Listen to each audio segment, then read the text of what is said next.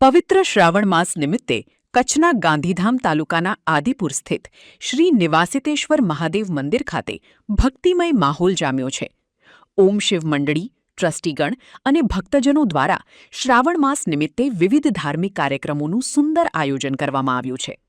કથાના પ્રથમ દિવસે ભવ્ય પોથી યાત્રા બાદ શ્રી સીતારામ પરિવારના મોહનભાઈ ધારશી ઠક્કરના હસ્તે દીપ પ્રાગટ્ય કરી કાર્યક્રમનો શુભારંભ કરવામાં આવ્યો હતો. આ પ્રસંગે ઉપસ્થિત સંતો, મહંતો અને શિવભક્તોએ મહાદેવની ભાવપૂર્વક આરાધના કરી હતી.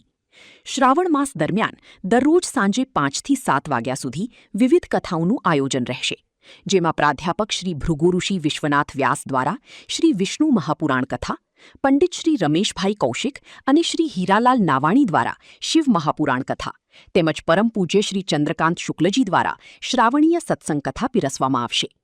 આ ઉપરાંત શ્રાવણ માસની પૂર્ણાહુતિ પર દ્વાદશ જ્યોતિર્લિંગ મહાપૂજન, રુદ્રાભિષેક, શિવયજ્ઞ, મહાઆરતી અને મહાપ્રસાદ યોજાશે. ભક્તો માટે બર્ફીલા બાબા અમરનાથના દર્શન પણ વિશેષ આકર્ષણ રહેશે. ઓમ શિવ મંડળી દ્વારા તમામ ધર્મપ્રેમી જનતાને આ ધાર્મિક મહોત્સવનો લાભ લેવા ભાવભર્યું આમંત્રણ પાઠવવામાં આવ્યું છે. હું પીએમ રાજાની સેક્રેટરી શિવ મંડળીનું કંઈ આ શ્રાવણ મહિનો આ ધૂમધામથી અમે કરીએ છીએ ને શ્રાવણ પછી અમે બધા સ્કૂલો જેટલા સ્કૂલ આદિપુરમાં છે એ લોકોને મોહનથાળ વિતરણ કરીએ અને બધાને તમામ પ્રકારની યુનિફોર્મ ને નોટબુક બધું આપીએ છીએ. એ એડિશનલ કામ છે. હું આઈ.કે. શર્મા, એક્ઝિક્યુટિવ મેમ્બર શિવ મંડળી. હું તમને જણાવવા માંગુ છું કે દર વર્ષની જેમ અમે આ વર્ષે પણ આ તહેવાર ઉજવીએ છીએ, શિવ મહાપુરાણનો, જે અમાવસ પછી ચાલુ થાય છે. અને સૌથી પહેલા અમે સ્વાગત કરશું ભાટિયાભાઈ ઓર અમારા શ્રી સેક્રેટરી પરસોત્તમ રાજાની સાહેબ.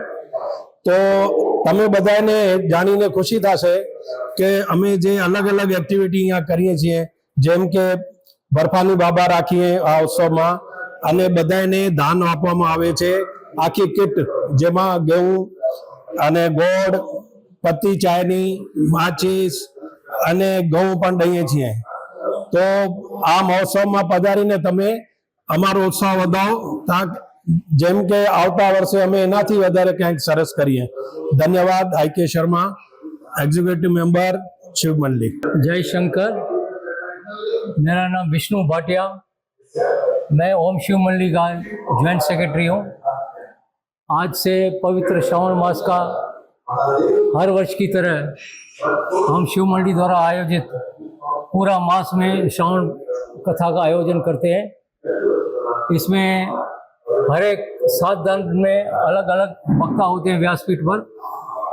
आज से पूज्य श्री भृगुऋषि व्यास साहब कथा पर विराजमान है. उन्होंने आज से शिव पुराण का कथा का आयोजन पूरा चालू कर दिया है. इसके बाद 7 दिन के बाद श्री कौशिक जी वो विराजमान रहेंगे. वो शिव पुराण के बारे में पूरा कथा संयोजन करेंगे. तत्पश्चात श्री एच.एच. नावाणी जो हमारे शिव मंडली के चेयरमैन हैं, वो शिव पुराण पे पूरा वक्तव्य देंगे.